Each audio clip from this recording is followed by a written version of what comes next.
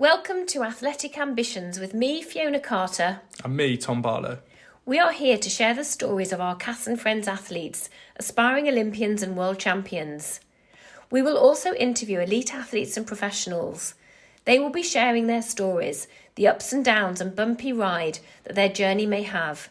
We will learn how they persevere and deal with setbacks, train and compete at the highest level, and how their mindset helps with every step of the way. So if you want to hear about our upcoming athletes and learn from the best, this podcast is for you. This is Athletic Ambitions, where every journey begins with a single step.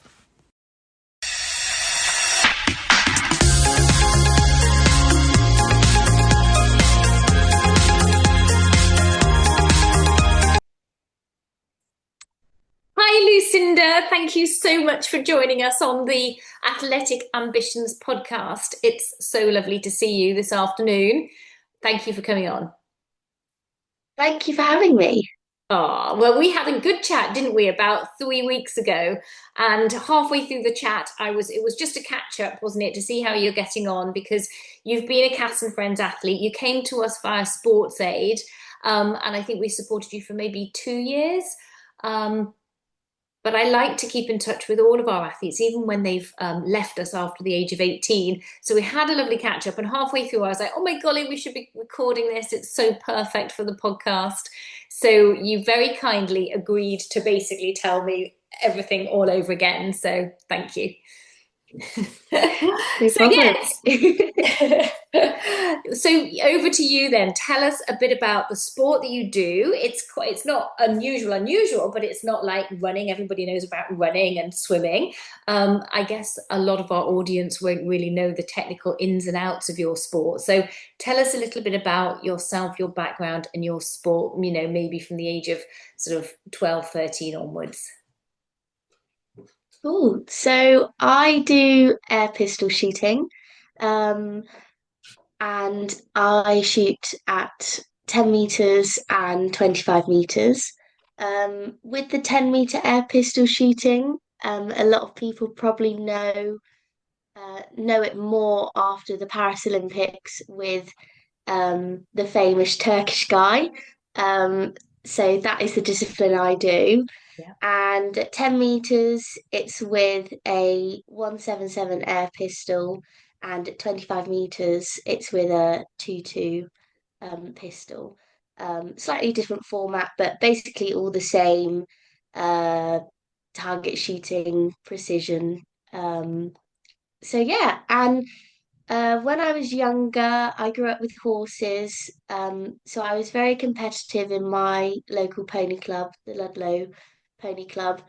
And I used to do tetrathlon, which is running, riding, swimming, and shooting. So I had a very, very busy, sporty childhood. Um, and I wouldn't have changed it for anything. And I loved the tetrathlon so much and was really competitive at it. And I got talent spotted at the shooting part of it. And one of the pistol precision coaches came up to me and said, um, you've obviously got an eye for shooting. You need to um, you have a real shot at being good at this if you focus on more of the Olympic discipline route. And um, for for me as a kid, like when someone comes up to you saying, you could be an Olympian, like of course I'm not going to do it then, Yes. Um, and so that was when I was about 10.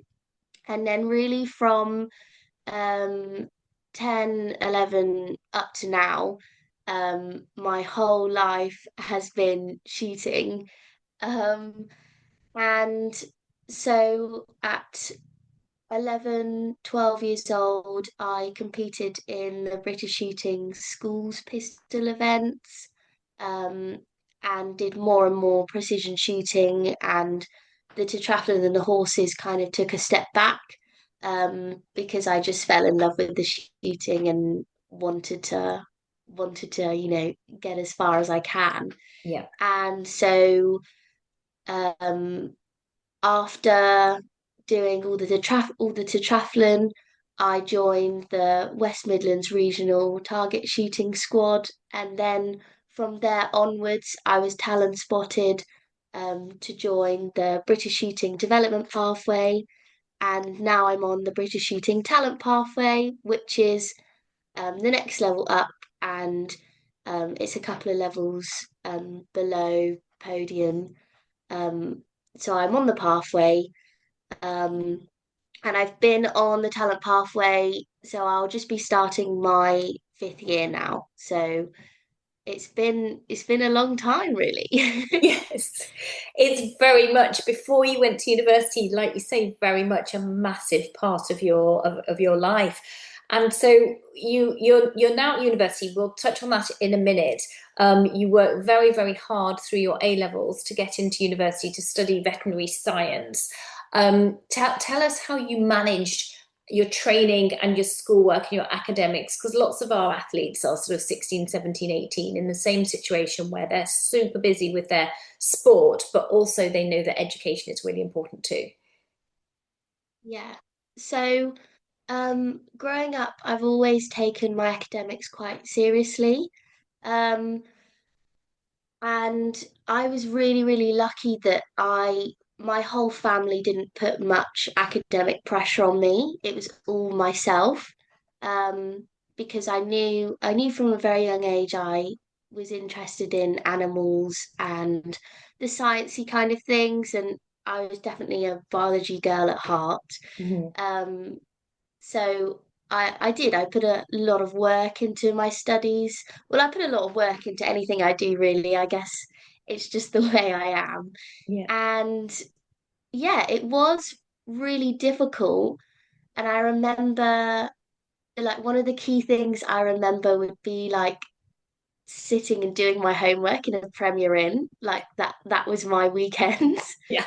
And or like sitting in the cafe in sports halls, or or on the ranges, uh doing my work. And I guess you just, like, if I had a deadline, and like homework deadlines, or I'd set myself my own deadlines, you kind of just, as long as I like take the things with me, Mm. I usually end up doing it. Sometimes with, like, after a full day of competing, like mentally I'm knackered.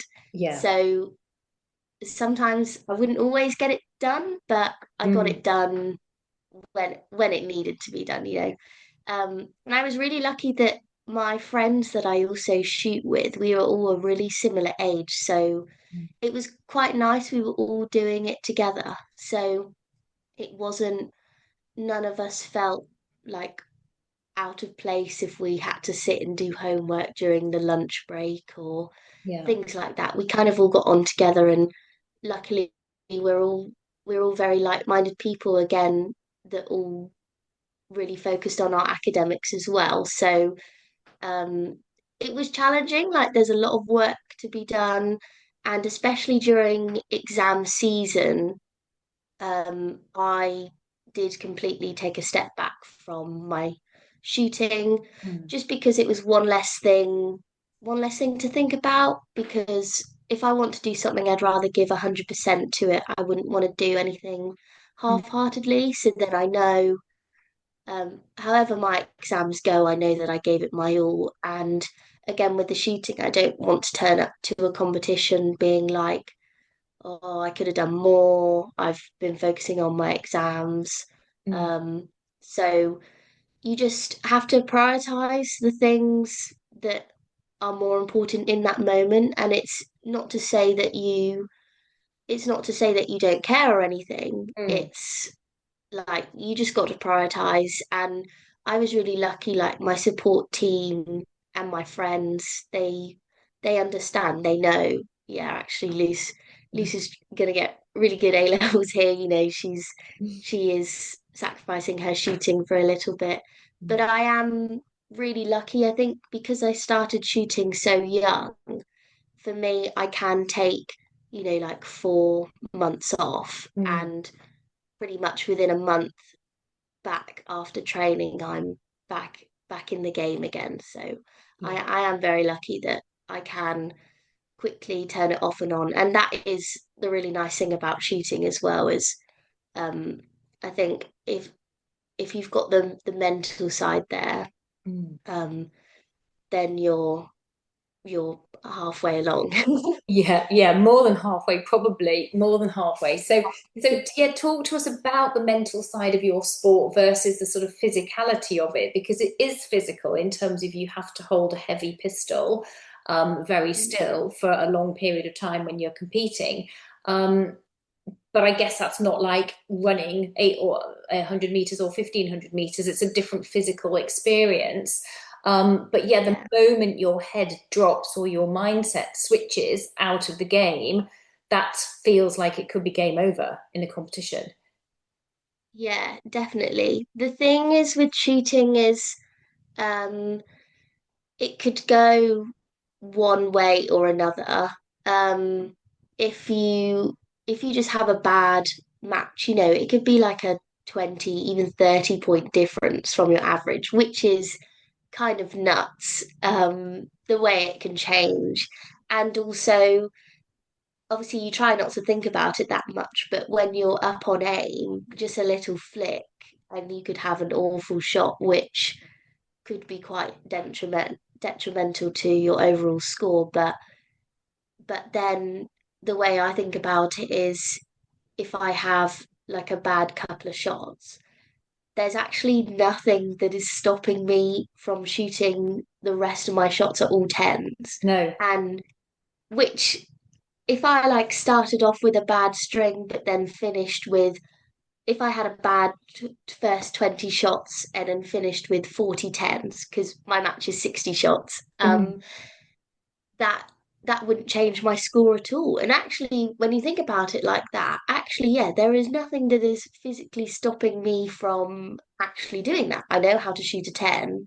I've just got to shoot it 40 times or 60 times. mm, Um, and that is the crazy way of thinking like that, I guess. mm, Um, so yeah, the mental side of the sport is a lot, and for me, where I ideally want to be within a match is kind of in that like flow state. You don't want to be over analyzing on your trigger or your follow through or your raise in particular, because then you kind of go into that novice state where you're doing things step by step. And so ideally, when you come to a match, you've done all your work in training, all your mental work, you know your plan, you know what you're doing, you've worked on your technique. So the ideal turn up to a match should be you just turn up, do mhm, your sighters, and then it's match start. And for that hour and 15, you kind of go into autopilot. mm. Um, and obviously that is so difficult to do. It takes decades to master, but it's really nice when you do get that string where you do go into autopilot and things just click. And it's crazy, like speaking to my friends after, like we'll come off and we say, actually, yeah, we did, like the tension just kept coming and we weren't thinking about it. And then as soon as you think about it, Yeah. then then it goes again. Um, which I think that is what I love about the shooting so much, is because it literally can go any direction. And so a lot of the mental work that we do is kind of that mindfulness, Mm, but also we focus a lot on like um dimming and turning on like focus switches, because it does take a lot of energy and you have to focus on one thing at one time, and the match is an hour and 15 minutes long, so mm. you can't be intense focus for that long. It just you would just physically fry your brain.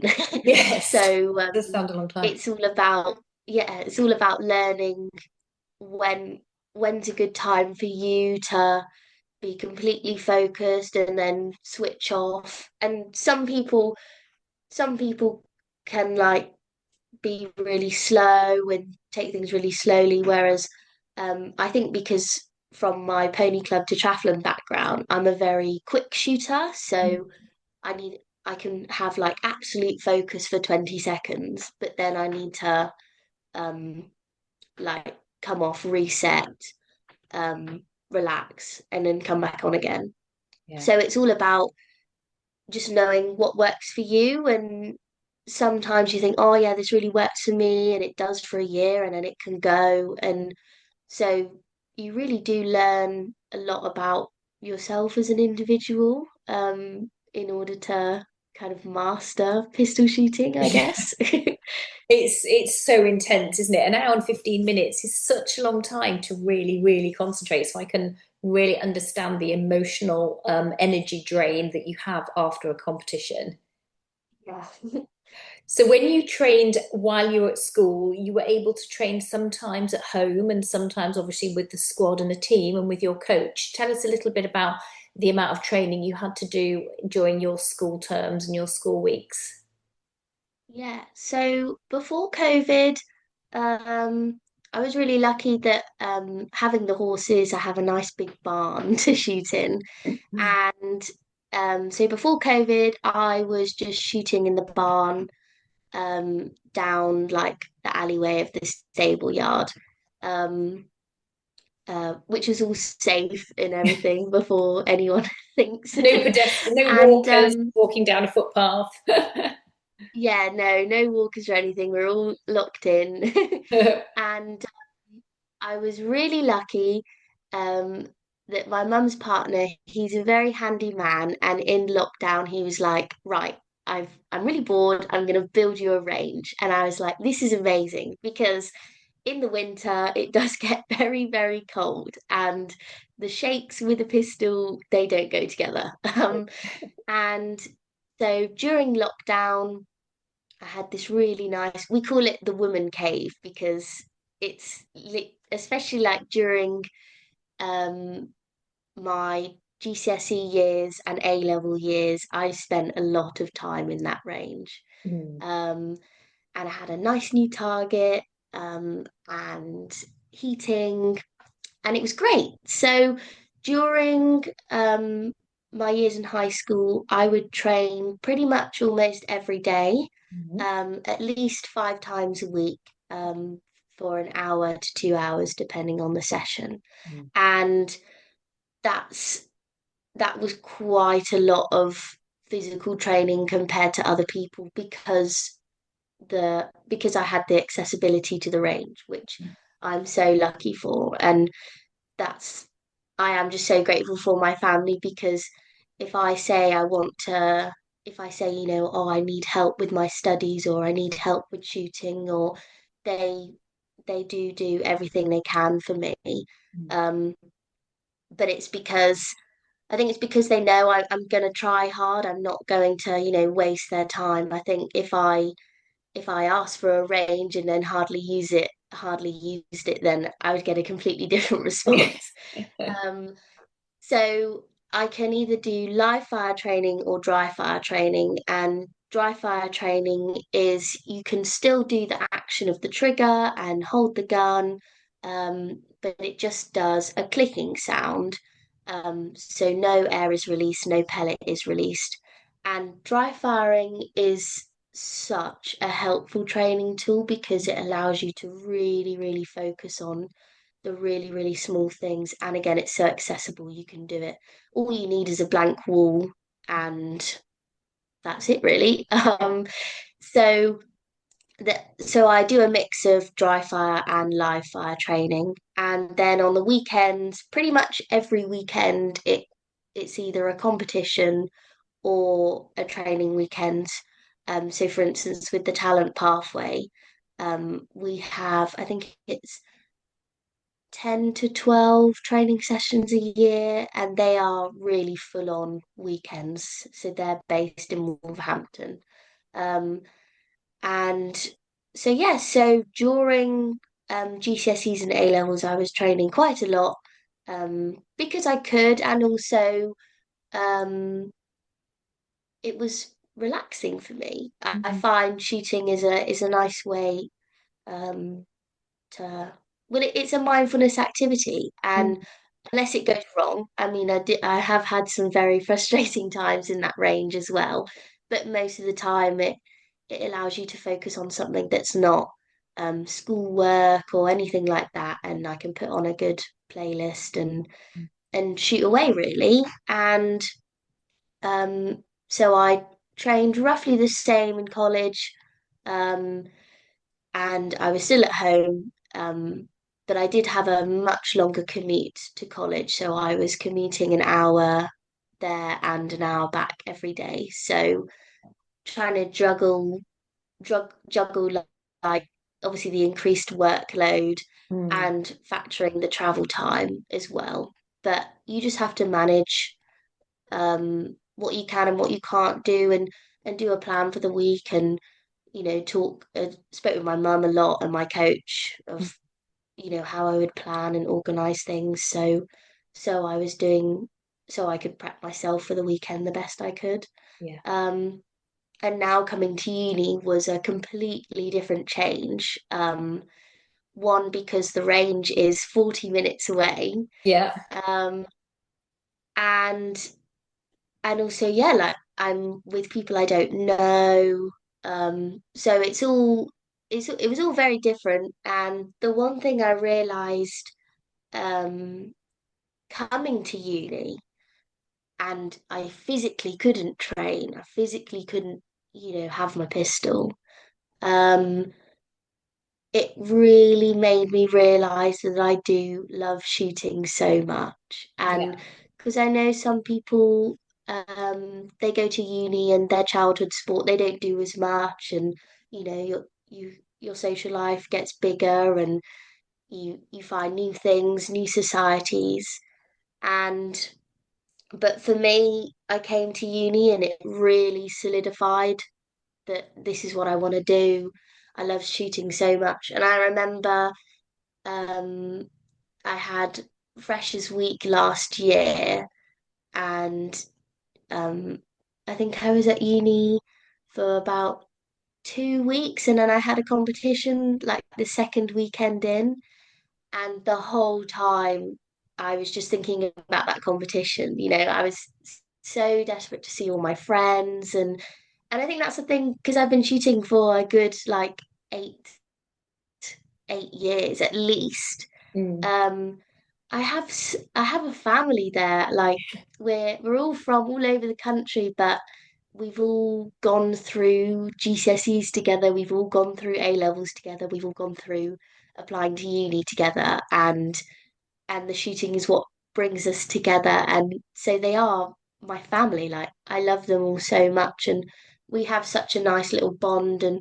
um, we are really lucky that we all came to shooting really at the same time, and we've kind of gone through the process of climbing up the pathway together, as well as dealing with things outside of shooting together. And so now I'm at uni, I can only train really once a week. Yeah. Um, because my I'm in lectures 9 to 5, so it's hectic, and having work on top of that, and also having to factor in to cook for yourself every evening is so time consuming. And I don't just have a mummy that gives me food as soon as I come in from training. I've got to Yes. actually cook it, which is a little bit inconvenient. Um, and so yeah, so I train on the Wednesday afternoons, and it's such a nice little break. Um, I can leave uni behind and drive to the range and have a nice shoot there. And I'm friends with quite a few lads at the range as well. Um, they get on really well with me because I'm just their little sister, or like little daughter. Because there aren't that many young girls at shooting ranges, to be fair. So they always like to see me, and then I'm still off almost definitely every other weekend, either training or competing. Um, And yeah, coming to uni, it shocked me a little bit how little I could train. I was still physically doing a lot of things, going to the gym, and I also joined the hockey society, which I've always loved hockey. I'm not very good at it, but it's another way of exercising for me, Mm. that's not just running on a treadmill. Um, and I do a lot more like band work and weight work with my arm, especially for my 25-meter disciplines, because of the gun requirements for that. I can't have it at all at uni. So what me and my coach have done is, it looks very weird when you come into my room because you see like some scaled down targets and a bit of string on my bathroom door. And I have a wrist rate on my arm and I have my grip. I took my grip off my pistol Yeah. and brought my grip with me because it's just a lump of wood, really. No one would really know what it is. And I measured um, the height my arm raises to on the target when I was shooting down at Bisley, and then the string is from one door frame to the other, Yeah. and I then lift up my arm to the timings of the target, and so the string touches the top of my wrist, so Yeah. I'm coming to the same point every time. And so it's a weird way of training, but it works, and you've got to adapt to the uni conditions really. Yeah. And yeah, and so coming to uni, I was a bit like scared turning up to competitions, knowing, I only picked up the pistol once that week. Um, and for some people, that's all they've been able to do. Whereas coming from being able to do years and years of training, almost every day, for me, it was quite daunting turning up to competitions because I just feel like I hadn't trained. And actually, it's done me really good. And I guess you can't really overtrain, but I don't know. I think you also can a little bit, um, or you can definitely overtrain, like just unfocused training. And I Yeah. think probably because of how accessible it was for me to have my range at home, I definitely probably just shot for the sake of it, and then the focus of my sessions could slightly diverge. Whereas because that training time totally shrunk at uni, it meant that whatever training time I had was absolute focus. And I realised the whole of last year, my performance wasn't affected at all. In many respects, my performance went up, and obviously, I'm not like promoting not training, but you've got to think about training in other ways, and adapt to the adapt to the adapt to what you have Yeah. and make use of what you have, and it actually worked really well for me. It sounds, Lucinda, like you were really, or you are really training now with a lot of intention and purpose. Whereas, like you say, if you Yeah, have all the time in the world to train and you've got the range at home, you could get into it. You could get that overtraining, which actually then leads to a bit of boredom.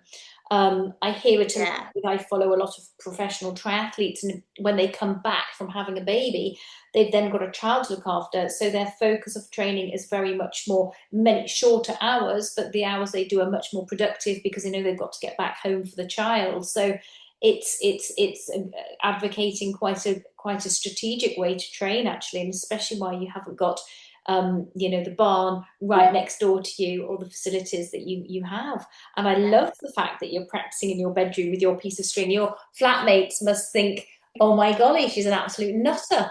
What's she doing in there? yeah, yeah, definitely.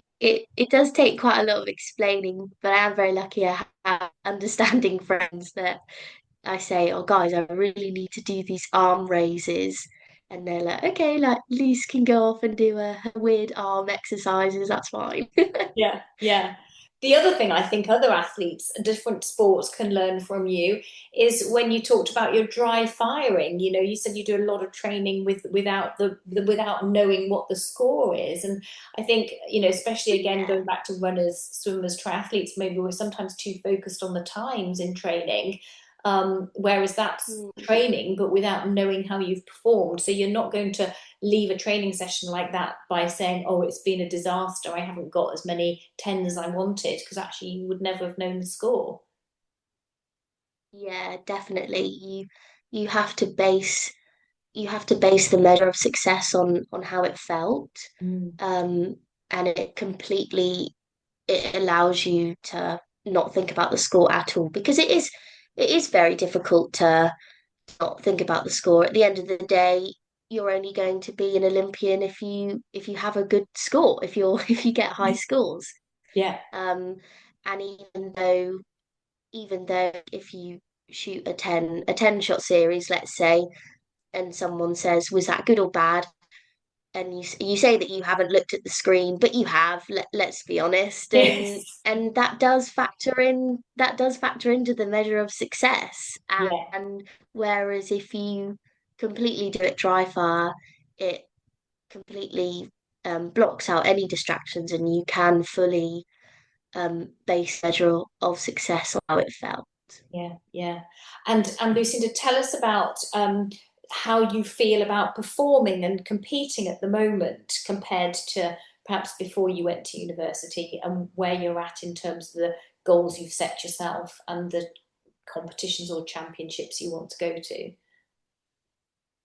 Yeah. So um, competitions haven't really changed coming to uni because I do have my weekends free. Um, and I do kind of have to change my priorities with my shooting and education because unfortunately shooting isn't going to provide me uh, an income or a stable income when I'm older, even if I get to the top level. Um, and I guess that's just the harsh reality of life. Because also like with any career you go into, you know, I could get injured or also like the shooting discipline is very up in the air, you know, being included in Commonwealth Games and things like that. So the future is uncertain. So whereas I'm going into a fantastic career with the veterinary, and again, I put a lot of work, probably, you know, shooting and my academics growing up, they've worked hand in hand, and I've put a lot of work into it all and sacrificed a lot of things, you know, to study and to shoot. So um, I'm not going to throw that all away.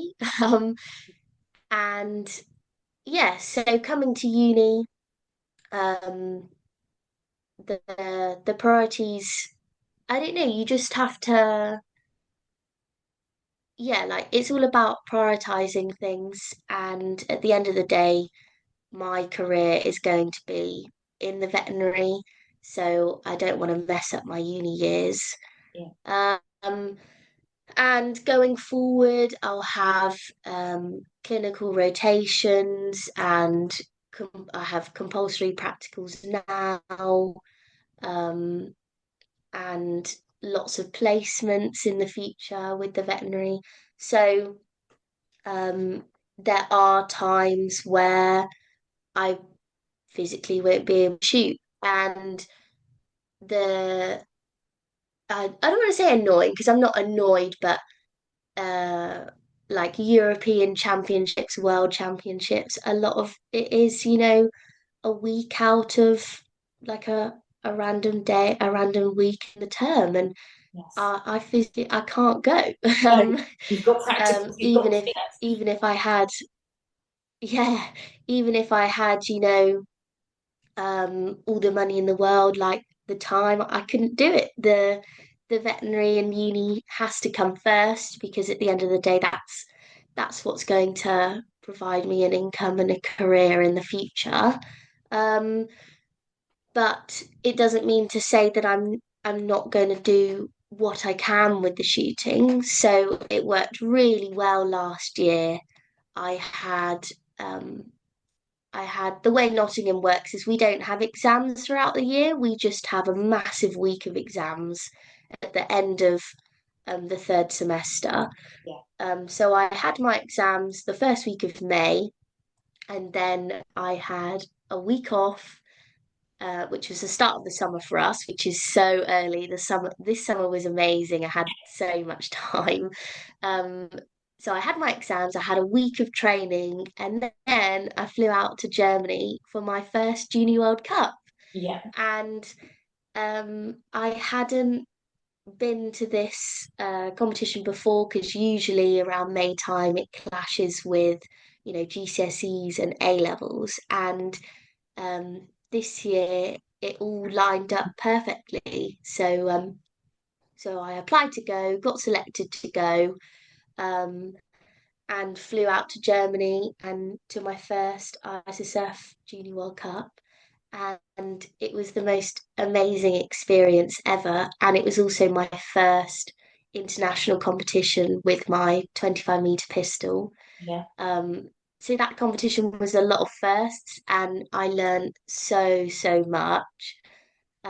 It was an amazing experience, and also to see the athletes in action that I've been watching on YouTube, in person and see the events run live. It's really, really motivating, and because you come back and you're like, I could do this, like, you feel like you are one of the athletes. Mm. Um, so any competitions that lines up within my like within my yearly timetable, Yes. um, I'm definitely going to apply to be selected for. Yes. But unfortunately, I just can't do every competition because things clash. But um, I find that, talking to your coach and your support team really, really helps. So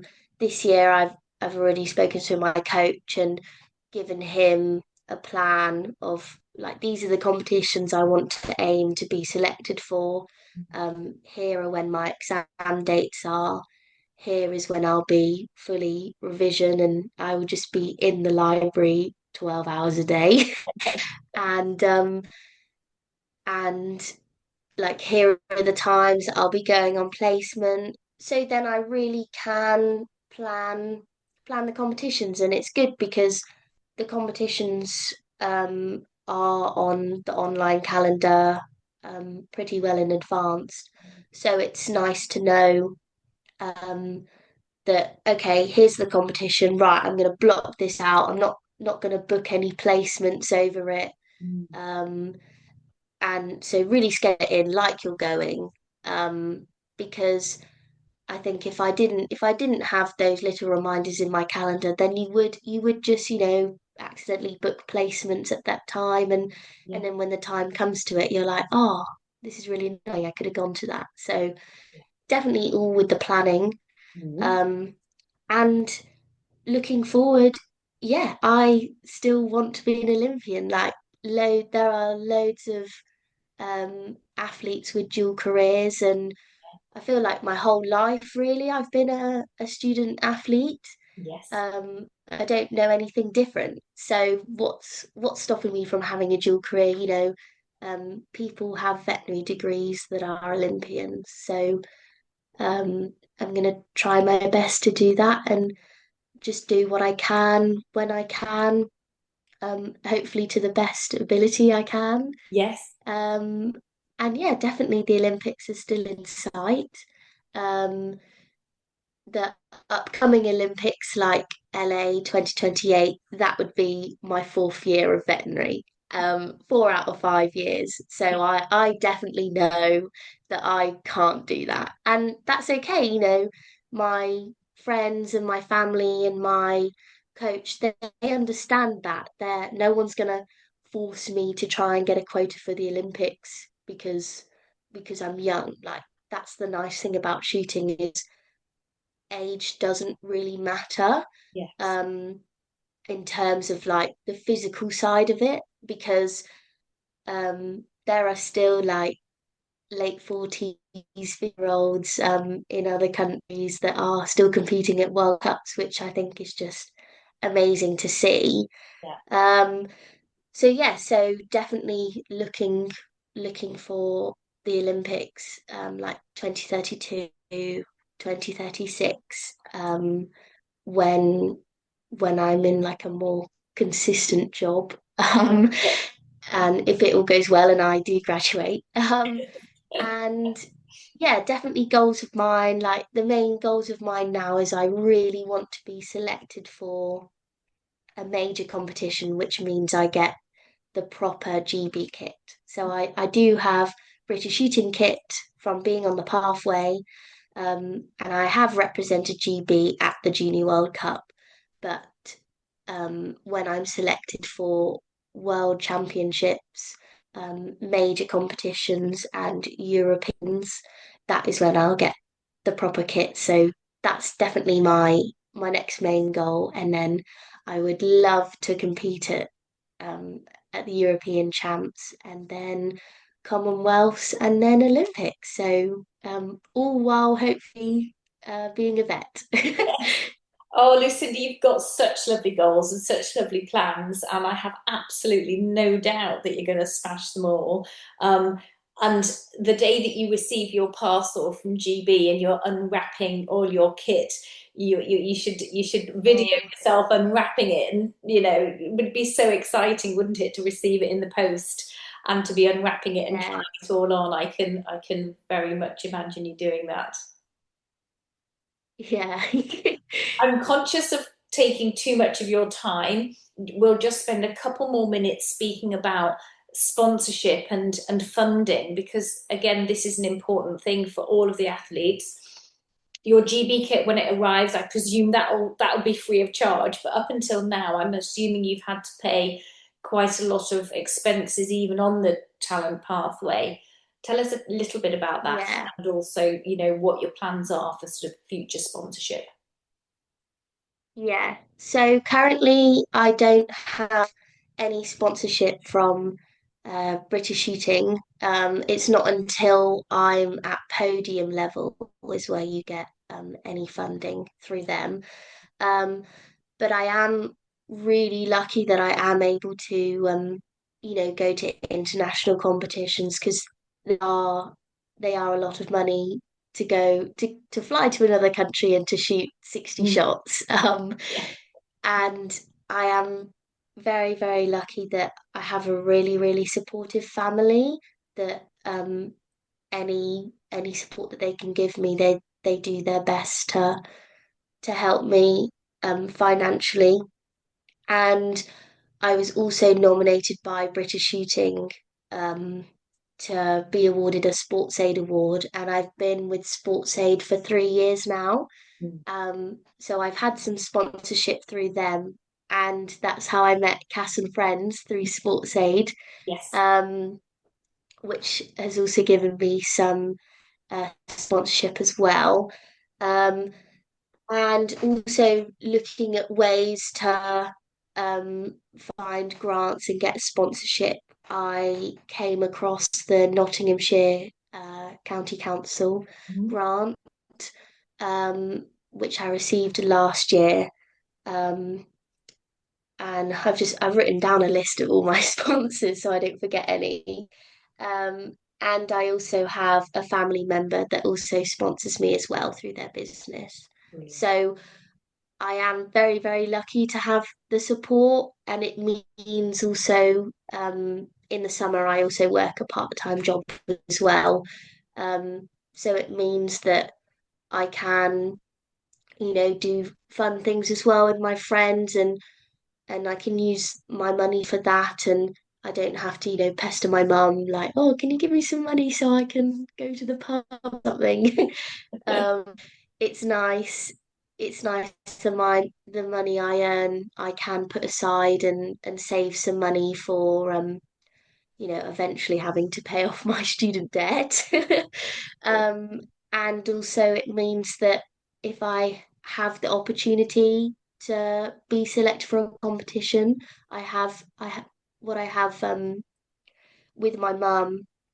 um, we like to organize and plan things. I think it's just in my family. So I have like my student account, my own account for like social money and things I want to spend on myself. And then I also have a shooting account where um any money that myself or my family can put aside can go in the shooting pot. Brilliant. Um, and for instance, if I sell any equipment, that will all go back in that pot. Or if I need to buy a new gun, then it's nice. I have that money aside that I can have easy access to go to the Junior World Cup. Um, but I definitely wouldn't be able to do it without the current sponsors that I have. I'm so grateful for them, and it's so nice that even though shooting isn't a very it's not a very good spectator sport, people are still really interested in following my journey on Facebook and Instagram, and family friends, and like, well, all my friends at uni, they're like, whoa, they're so kind of like impressed by it and fascinated by it, because there's not a lot of shooting in the media, and if it is, it's probably shotgun. Yes. So everyone thinks, when I say, oh, I do shooting, they say, oh, you do clays. Oh, no, no, it's a lot less boring. um and yeah, so but going forward, I have made like a sporting CV of myself, kind of portfolio thing, um, and basically just handing that out to people who I think could be potential sponsors, and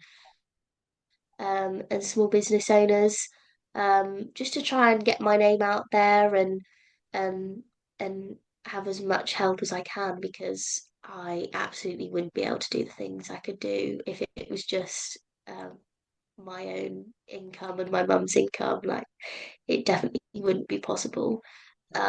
So yeah, I guess it's just kind of getting your name out there, and like you said, Fee, if 10 10 businesses give me £10, that's £100. That's a lot of money, and everything helps really. It does. It's a lot easier to go to a larger number of companies for a smaller pot of money, I think, than asking one company, Yeah, oh, give me £5,000 or something. And again, that sounds like yeah, a lot of money, but we both know that going abroad for a trip, is £1,000 or £2,000 by the time you've done your flights and your travel and your accommodation and all the other bits and pieces that you have to consider. So, yeah. oh, well, Lucinda, you're an absolute legend. Thank you so much for coming onto the podcast. We'll all be following your journey, and maybe you can talk to potential sponsors and ask them to listen to the podcast. And I love the idea that Yes. you went to the council, and that's a good idea for any of our other athletes going to different places, going to different university towns or colleges. Obviously, approaching the council, they've Yeah, actually got pots of funding to give away. So well done yeah. securing that funding for yourself. That was brilliant. Thank you. Thank you so much for having me and listening to me blab on about how much I love shooting. And soon to be a vet as well. That would be insane. So how many years is the course? Is it 5 years? 5 years, yeah. And I'm in my second year now. Yeah, yeah, brilliant. Oh, thank you, Lucinda. Lovely to see you. Thank you. See ya. Bye bye. Thanks for listening to this episode of Athletic Ambitions. We hope you found this episode of interest, and if so, be sure to send this to your family and friends who might also benefit. If you're interested in donating to Cass and Friends, the links are in the description. and we'll hope to see you in the next episode. Thanks, Tom and Fee.